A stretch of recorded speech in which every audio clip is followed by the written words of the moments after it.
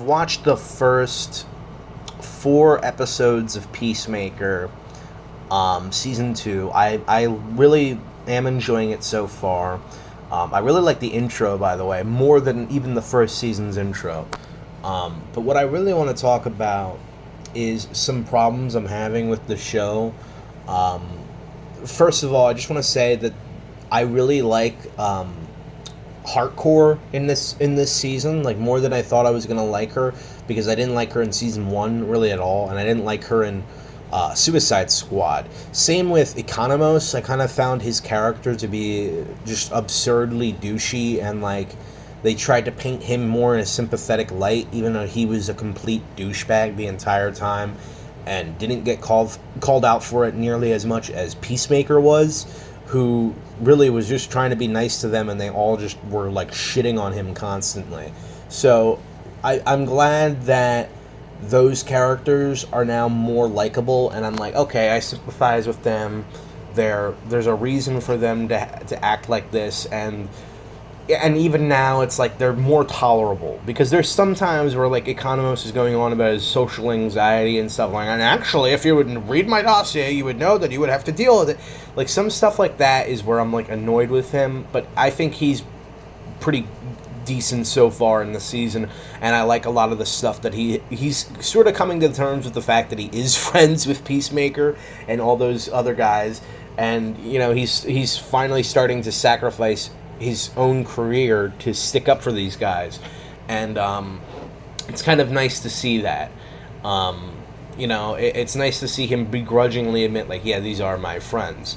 And same with Hardcore, where she's going through like a really tough situation, and like you really do feel bad for what's happened to her, because she really didn't deserve it. She didn't really do anything wrong. It was Adabasi that did it. That's her name, right? Adabasi? I might be completely fucking her name up. They have some weird names, like Economist, Hardcore, fucking Adabasi. Like, nobody just has, like, Dale Summers, like a fucking, just a plain name. But I like her character a lot now in this season. She's not just a bitch. Like, I don't like the fact that a lot of women now, and it's this weird thing where in order for a woman to be independent and tough and strong, she just has to be like a complete bitch and not likable. And I don't think that I don't know. I feel like that's such a weird thing that a lot of writers put women into this corner of like, oh, well, if you're going to be a tough badass, you have to be just a massive cunt. In this, she's more toned down. She still has, she's still rough around the edges, but she's more vulnerable, and she's more, you can see why she's acting the way she is, and she's not as big of a bitch, like, sometimes you gotta tone that type of character down, because it becomes so grating, from me personally, at least. And and also all the alternate universe stuff I'm actually kind of liking so far. I wasn't so sure of how I felt about it being brought into the show, especially this early, because remember, we're only like very few parts in, like few projects into this new DCU. So the fact that we're already kind of introducing multiverse is a little strange to me. But whatever. My issues with the show lie on, I think a lot of the comedy for me isn't working as well as it was in the first season, and I think it's because there's this attempt for every conversation to be like a conversation that gets sidetracked by an aside, and then they have to do like this weird like meta breakdown of like common used phrases, like, well, all right, we'll wait for both of them to get inside and we'll kill 2 birds with 1 stone. And then another character will be like, kill 2 birds with 1 stone? Dude, that's sick. Like, who would do that? It's just an expression. Still, like, somebody who would have to come up with that expression probably did kill 2 birds with 1 stone. You don't know that. And even if you did, Who cares? It was 1,000 years ago. Okay, so we should just keep using old terminology from 1,000 years ago that were made by bird killers. Hey, listen, man, I can't even identify birds, so it doesn't even like those types of conversations happen like every 5 minutes sometimes in an episode, and it becomes like really grating and annoying. Like, I get it. You're funny. It's a funny show. Not everything needs to be this style of humor, and it gets very like, okay, we get it. Shut up, stop. Same with the bird jokes. Like, I have bird blindness. It just keeps happening. They just keep saying it over and over again. Now, there's other things that I find fucking hilarious. Like the guy who's the eagle hunter is, I know who he is. Oh my god. How am I forgetting his name? He's obviously in Guardians of the Galaxy. Oh my god, bro, it's gonna fucking piss me off that I can't remember his name. He's really good in the show, and I'm laughing my fucking balls off at like the ending of the fourth episode when he's doing the dance by the fire. I think it would have been hilarious if he wasn't like, he really didn't have any powers. Like, they just kept spending all this time with him and nothing happens, and then he just gets like killed. But he is very, very funny. So some comedy works, some of it doesn't work, and also there's a repeating pattern of episodes kind of ending with the same like cliffhanger point, like, oh, John Cena's sad, so he's going to go into the alternate dimension. John Cena's sad, so he's going to go back to the alternate dimension.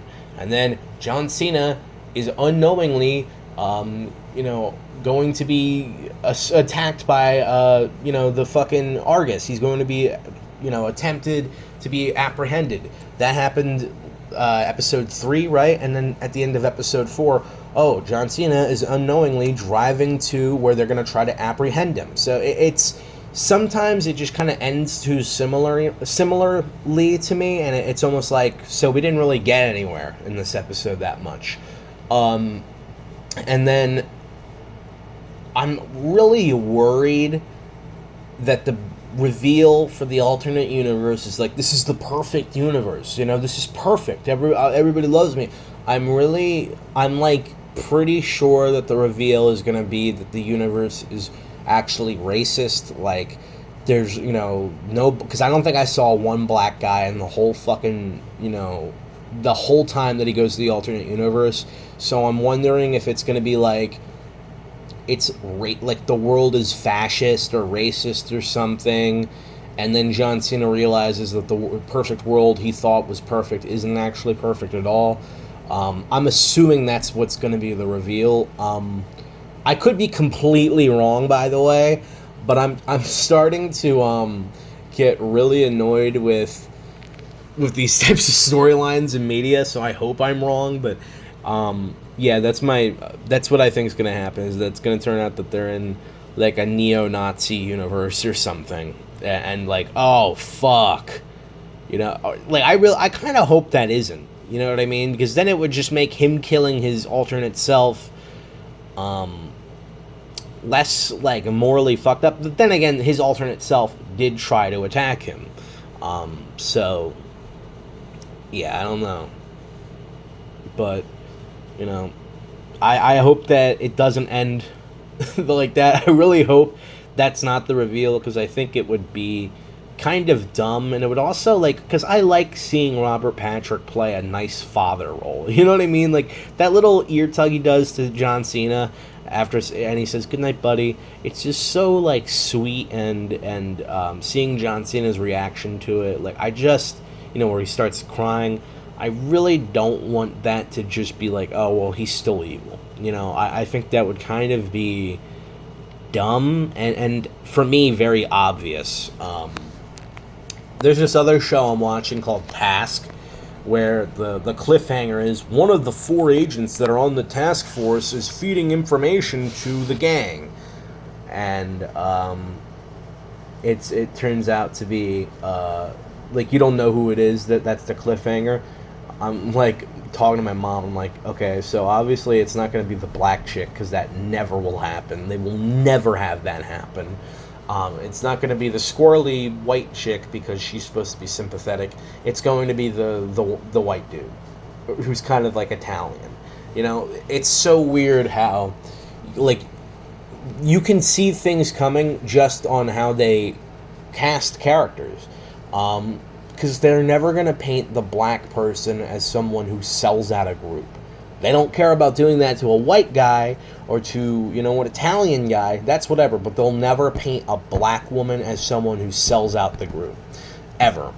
And they're not going to do it to the white woman. And if they do, the white woman is going to be, like, in some sort of distress where, like, the gang is beating her and forcing her to do this. You know, they don't do certain things based on race and gender because, like, no, we can't have... And this is, you know, there's obviously exceptions to the rule, but 9 times out of 10, if, like, oh, who's the secret insider that's feeding intel to the bad organization? The white guy. You know, it's not going to be no fucking... It's definitely not going to be no bald black lady. That's for sure. And then, like, also a point in the episode of Task Force, like, the last episode that came out, not Task Force. But, yeah, in the last episode, there's just, like, these 2 FBI agent ladies, the ones I was just talking about, are, like, talking to a group of witnesses or something. And they all go... You know, they're all listening, and then just one guy goes, yeah, how about you guys go find a pair of tits between the 2 of you? And it's just like, nobody's like that. Nobody. And if they are, they're completely retarded, and everybody would be like, dude, shut the fuck up. Nobody is going to, like, make sexually harassing comments towards 2 FBI agents. Like, it's just never going to happen. And if it does, it's like a very rare occurrence. But these types of shows and movies will, like, lead you to believe that, like, this happens all the time. It really doesn't. And so me and my mom were just, like, laughing hysterically at, like, it's so cheesy. Just so cheesy. But yeah, so anyway, that was my thoughts on Peacemaker. First part of the season, I guess. I mean, I don't know how many more episodes there are, but first 4 episodes at least. I'm digging it, but there's definitely room for improvement. And Task is fine. Like, I'm actually enjoying it, but there's a lot of things that I find to be, like, kind of really dumb about it.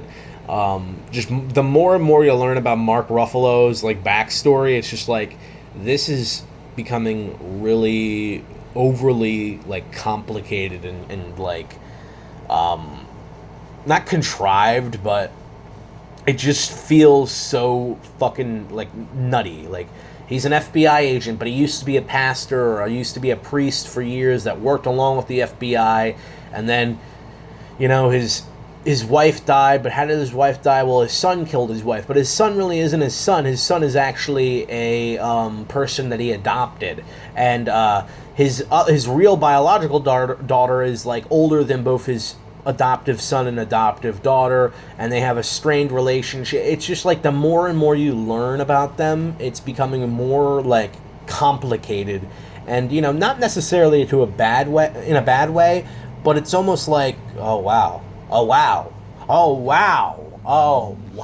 more shit is just being added to it. So it's like, you can definitely understand why the character is an alcoholic, but it's a little like, I don't know. It's almost like there's so much shit attached to him that it's not, that you can't exactly buy it. I don't know. Maybe that's a, you know, I don't know. Maybe that's just a too harsh of a criticism. Maybe I'm not being fair, but I do like it. So, yeah.